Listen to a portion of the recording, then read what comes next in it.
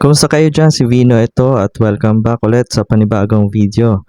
Ang gagawin ko pong tutorial ngayon ay kung paano tayo magba-backup ng mga information natin sa Facebook. Importante to kasi kung gusto nating i-make sure na yung mga files natin na nasa Facebook, for example mga photos, mga videos, ay pwede natin i-download at ma-backup yon in case may mangyari sa ating Facebook account. So, ito na yon. Pero bago tayo magsimula dyan, kung may nakikita po kayong subscribe button dyan sa baba, pakipindot naman po, pakiclick. Libre po yan. Subscribe po kayo dito sa aking channel para makaabot tayo sa aking target. Target ko po ngayong 2025 na maging 100,000 subscribers. At pag na-click nyo na po yung subscribe button, click nyo din po yung bell notification para lagi kayong updated na meron tayong bagong video. Okay, simulan na natin. Bago tayo mag-open ng Facebook, kailangan updated din ang ating application. So, pupuntahan natin yung Play Store. Then, make sure natin na yung Facebook ay updated. So, search natin yung Facebook. Kapag walang nakalagay na update, ibig sabihin yan ay updated siya. So, open na natin. Okay, naka-open na tayo sa ating Facebook account para makapunta tayo dun sa download ng information at makapag-backup tayo. I-click lang po natin yung nasa upper right, yung icon, yung bilog na nandun yung account natin. Ito. Yan. Kapag na-click na po natin yan, pupuntahan po natin yung sa baba po sa baba. Scroll lang po pababa. Then, pupuntahan natin tong settings. Ito, settings. Kapag nakapasok na po sa settings and privacy, makikita nyo po dyan sa pinaka-upper yung Meta Account Center. Kiklik din po natin yan, Account Center. Dito sa Account Center, pupuntahan naman natin yung account settings, then yung your information and permissions. Ito. Dito na po makikita yung download your information. Makikita nyo pangalawa sa mga option, yung download your information. Ito. Yan. Kapag nandito na po kayo sa download your information, makikita nyo naman po na merong download or transfer information. Kiklik din natin yan. Download. Yan. Then, isi-select natin kung sino yung gusto na, anong account yung kailangan natin i-download. For example, kung meron kayong Instagram, yun yung isi-select natin. Or pwedeng si Facebook lang. Sa ngayon, yung Facebook lang muna. So, i-click natin yung Facebook. Then, magne-next tayo sa baba. Then, magtatanong yan kung how much information do you want.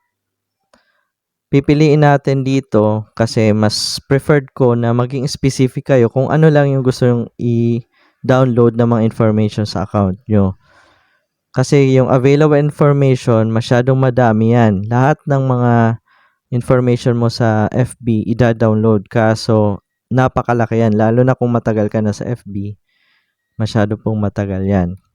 So, maging specific na lang po tayo dito. Specific types of information.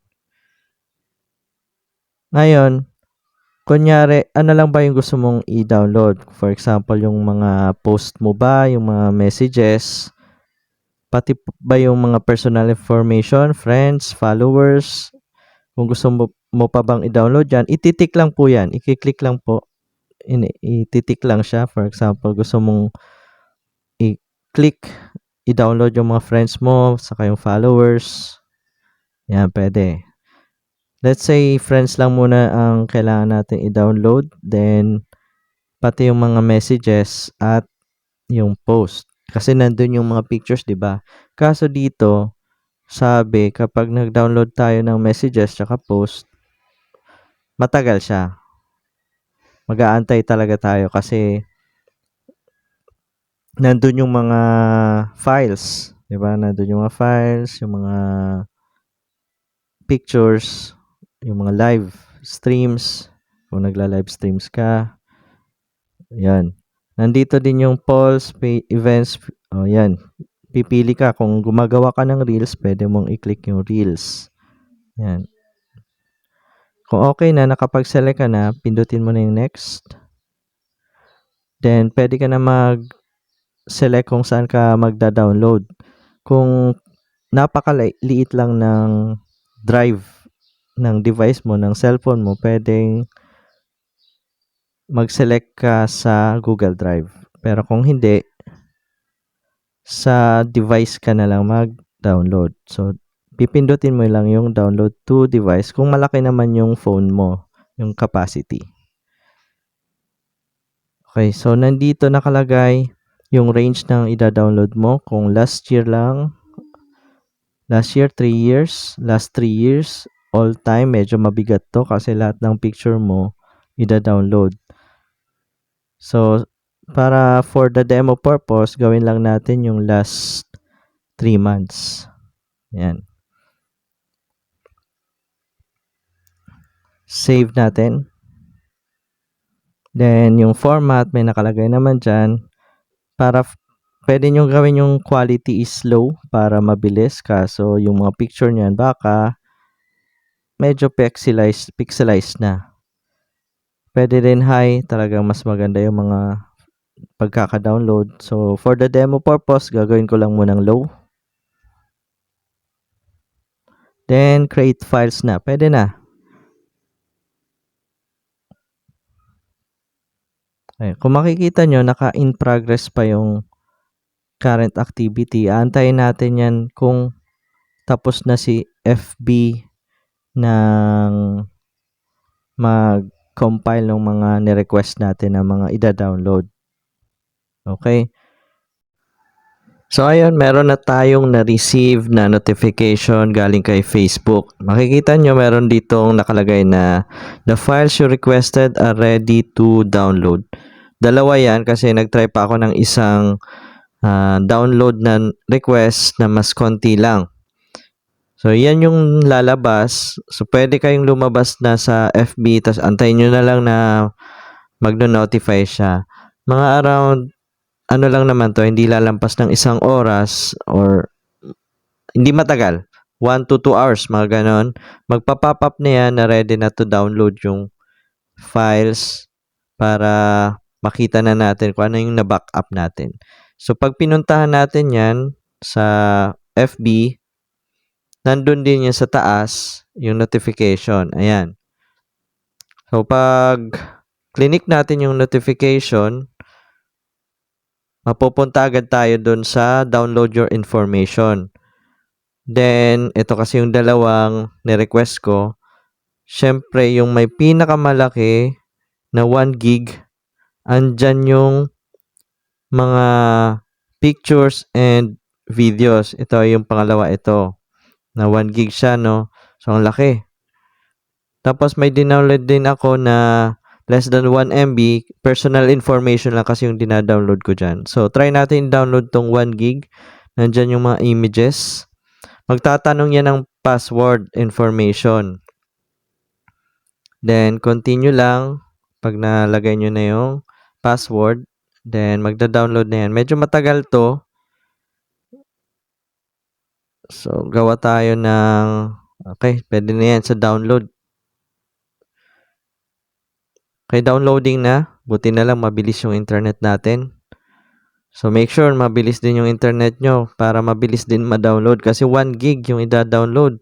Paano pa kaya kung marami kayong pictures at videos tapos HD pa yung i-download nyo or high? Diba merong option doon, low quality, medium, tsaka high. Pag ginawa nyong high quality, medyo mabigat yan. Lalampas siya ng ilang gig. Ito, 1 gig lang, naka-low quality pa. Tapos, konti lang ako mag-upload sa FB ng pictures. Yan. Ito na yung downloaded na files backup from FB. Makikita natin dito na naka.zip siya. So, hindi natin ito mabubuksan lang ng basta-basta. So, dapat ma-extract natin yung mga laman nito. Kung wala kayo niyan, magda-download kayo sa phone nyo ng pang-extract. By default naman ata mayroon ng mga phone ng pang-extract ng .zip. So, pipinditin nyo natin to, then extract. Hanap tayo ng dito natin i-extract. So, nag-create ako ng folder, download from FB. Create na lang kayo ng folder para maayos, organize, tapos hindi nakakalat yung mga na-download na picture. Tapos images. And medyo madami to. 1 gig yung extract. Okay, after a minute, na-download na siya. Buti na lang medyo mabilis pa tong phone natin. So, makikita natin nandito na yung mga na-download na download at na-extract na files. Meron naman dyan nakalagay na start here. Ang extension niyan ay .html. So, to open that, kailangan browser yung gagamitin natin dito para mabuksan. Huwag natin buksan lang siya sa text, sa WPS ha. Kailangan browser. Maraming klase ng browser. Yung browser ng default, ng Android app, or Chrome, or kaya Opera. Para mas madali at pinakasimpleng yung Chrome na lang gamitin natin kasi yun yung usual na gamit natin. So, na-open na natin yung start here. Then, nandyan na yung lahat ng mga pwede nating makitang information na na-download. For example, pwede nating tingnan yung mga post natin at yung mga videos. Asan ba yun? Ito. Your videos. Click natin yan. Nandyan, papakita. Yan. Oh. Nakita yung latest. So, i-click nyo lang yung mga videos. Ito kasi, dinownload ko yung 1 month ata to. Oh, so, isa lang na post ko eh. Birthday media, meron dyan. Okay, wala naman. So, kung marami kayong na-post, dito tayo sa mga messenger. Sa messenger, hindi kasi ko pwede. Your messages, ito, pindutin natin. So, nandyan lahat ng mga messages. Then, i-click mo na naman kung kaninong conversation yung bubuksan. Ayan, i-click mo lang. Then, mapupunta yun doon. Ayan. Hindi ko na papakita kasi mga private na yan. So, ito na yung na-download natin na mga backup. So, isipin nyo ano lang ito? 1 month na backup. So, kung magba-backup tayo ng lahat from the very beginning ng pagsimula, simula ng Facebook natin, tapos doon tayo nagba-backup ng mga files natin. Nako, ang dami niyan. Kulang ang 1 gig niyan. So, I would recommend na gumawa kayo ng Google Drive o kaya bumili kayo ng drive na mas malaki tapos doon nyo i-transfer. Hindi sa device kasi medyo mabigat talaga to. Kung magba-backup kayo. Pero kung specific lang naman ang kailangan nyo, yun nga, pwedeng messages lang or hindi ko kasi nire-recommend talaga na mag-backup kayo ng gamitin nyo yung FB as media storage, no? Yun. Okay. So, ganito lang ang kailangan natin gawin kapag gusto natin mag-backup ng FB natin. So, wrap up lang natin. Magpupunta tayo doon sa Meta, yung nabanggit natin na kanina. Then, mag-aantay tayo ng several minutes or 1 to 2 hours. Then, download natin, extract sa zip file. Then, open natin through browser. Makikita na natin yung mga files. Okay. Pwede rin pala natin makita dito sa files. Nandito rin. Okay, kung gustuhan nyo tong video na to at may nakuha kayong bagong information about FB or Facebook, i-like nyo tong video na to at para ganahan naman tayo, mag-comment kayo kung may gusto kayong itanong. Okay, sa sunod naman na ulit na video. Salamat!